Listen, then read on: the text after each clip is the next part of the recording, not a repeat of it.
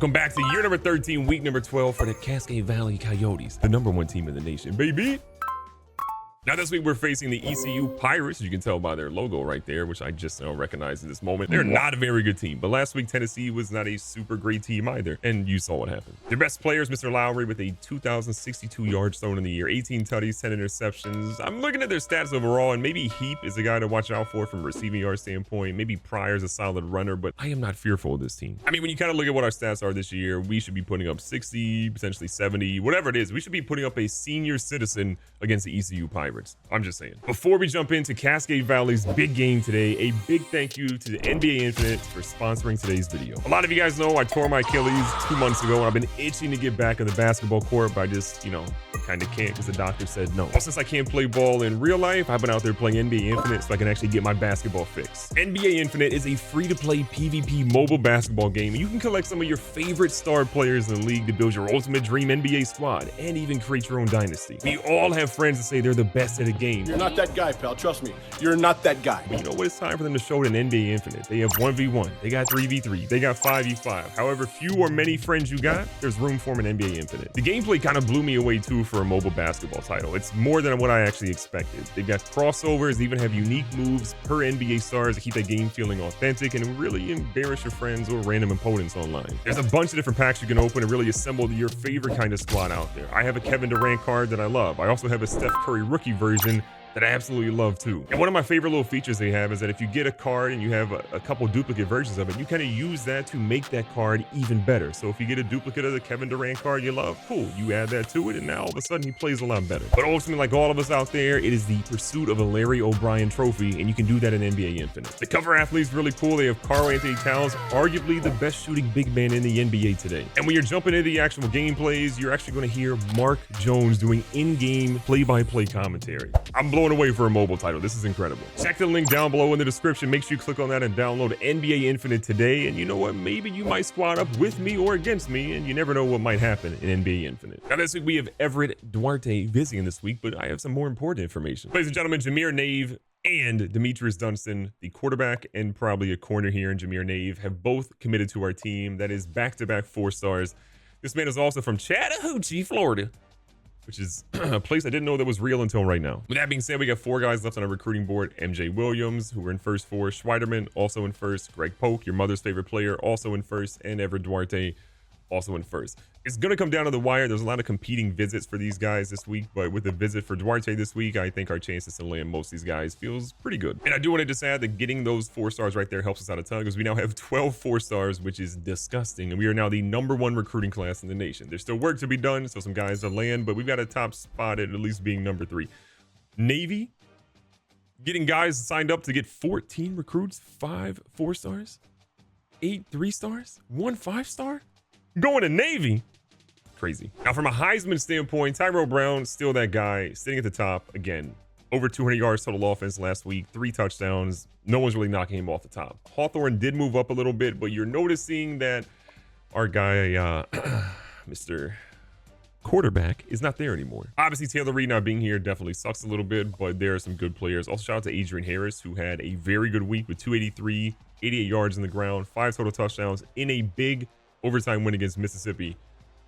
I get why he's on the board now. And then from a top 25 standpoint, we are rightfully back at the top of the college football playoff rankings. #1, USC again tied for us, but they at least have us at the top of that one, which is what matters.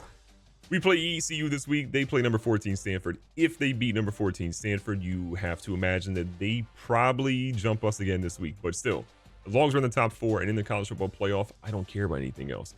Miami's at 3. Boise State has become a very, very good program, getting back to being respectable here, number 4 in the nation with a 91 overall team.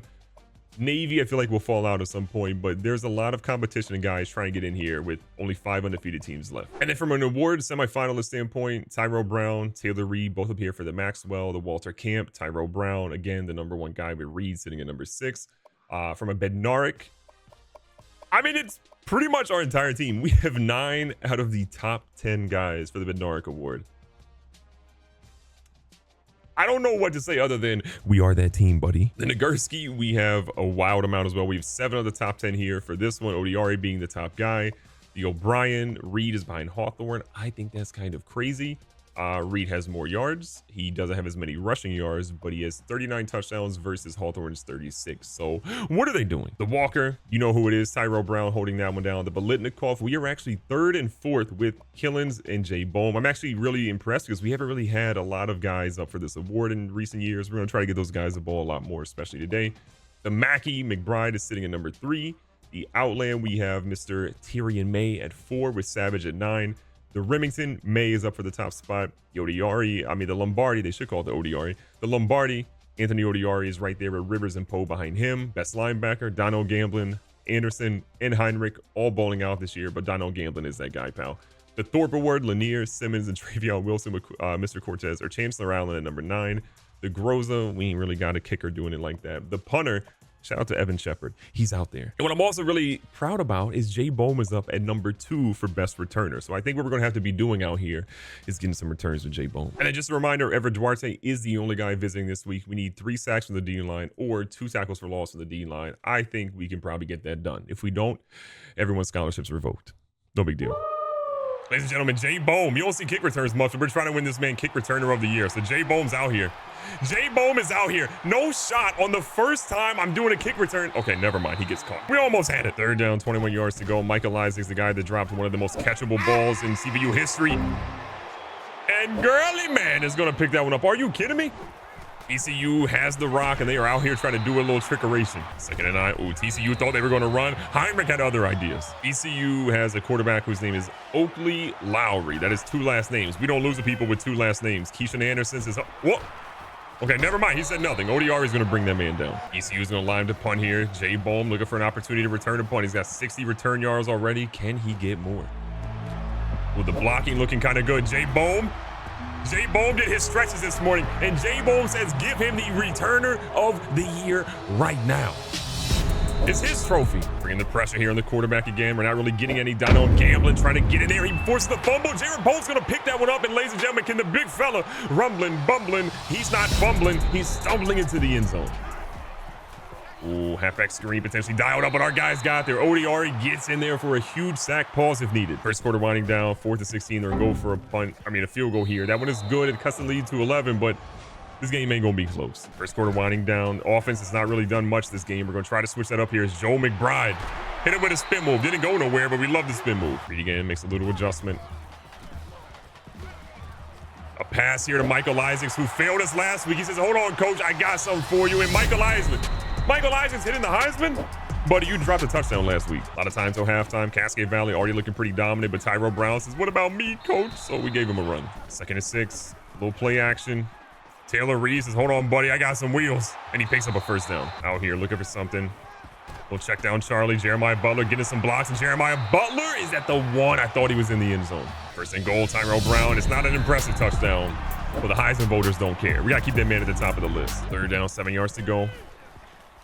Trying to get Tyrell Brown in motion. It's not really going to work. He gets a loss of 4, and we're kicking a field goal. All right, we missed a field goal in the previous game, kind of messing up here. We're going to try to not overcorrect as much, and we'll take the 31-3 lead. Lanier again getting the crowd hype with 3 minutes left here in the first half. We should be able to get another touchdown drive. We want to get Jay Boehm another good return. He's been so good. He's already got about 150 return yards this afternoon, and that number is going to keep climbing because you got to imagine ECU is out here struggling, trying to get this ball covered in Jay Boehm for the 2nd time today. And now Jay Boehm throwing the Heisman up. 69 yards, hashtag nice. Can we get a stop here?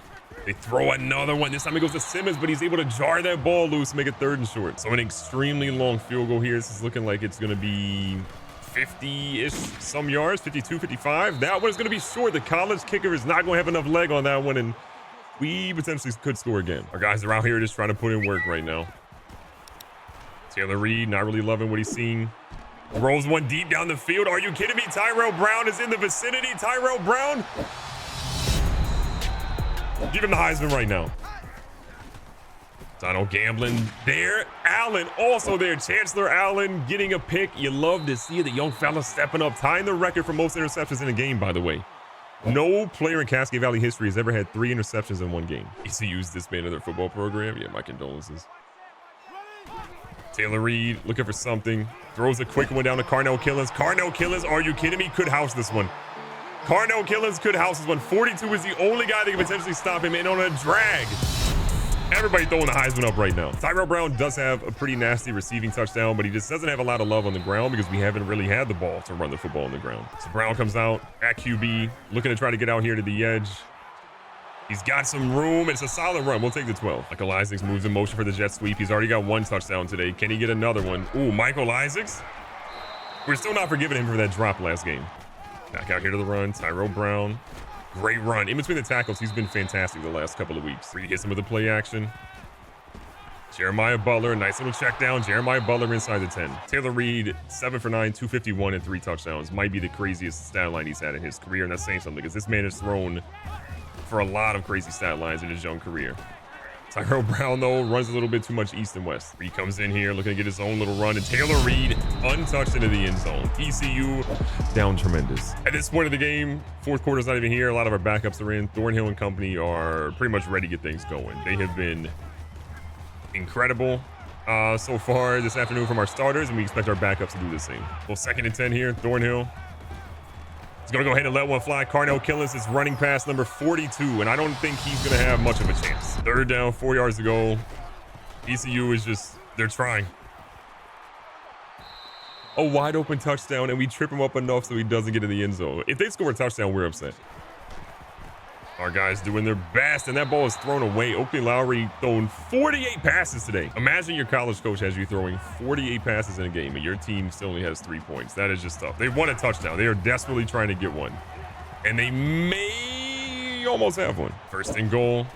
Wide open play. Okay, ECU did it. Okay, you got us. Okay, on our backups, we scored a touchdown. Finally, we're going for blood. We're not giving up. Okay, we want the 70 burger. I thought we were going to get more than that. I was incorrect. Thornhill, unleash the cannon. Michael Isaacs catching a deep ball. Pause. Oh, yeah, I don't understand the hype for McCarthy personally, but maybe the combine will change my mind. 1st and goal. Just cannot believe how this team is currently going. But Shannon Hicks, can we go ahead and get more? All right, look, I'm a little disgusted. We've allowed this team to come down the field and almost score their 2nd touchdown of the game. What are we doing, Cascade Valley? Oh, this is a different quarterback. I'm like, wait a second. We haven't seen this quarterback run all game. Okay, ECU, you want to score and get 17? We're going for 80. I think my favorite thing about ECU is that despite being down 72-17, they still kick an onside kick to give us better field position. So thanks for that. Appreciate it. 2nd down, 6 yards to go. They are giving Mac Thornhill the business. 3rd down, 6 yards to go. Do we go for it on 4th down here? Yeah, you bet we do. Just kidding. We're going for a touchdown. And we're going for 2. We're going for 2 here.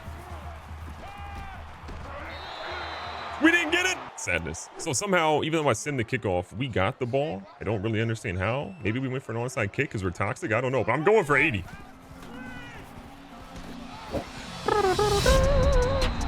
We did it. Hey, just like that, we're going to walk out here with an 80 burger against a bum team. Jay Boehm, player of the game, 76 kick return yards, 194 punt return yards, and 2, count them, 2 return touchdowns.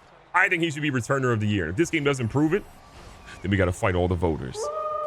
Recapping the stats, it's probably the fewest passes we've ever thrown to get 85 points. Our starting QB went 7 for 9, 3 touchdowns. Our backup quarterback went 7 for 13, 4 touchdowns.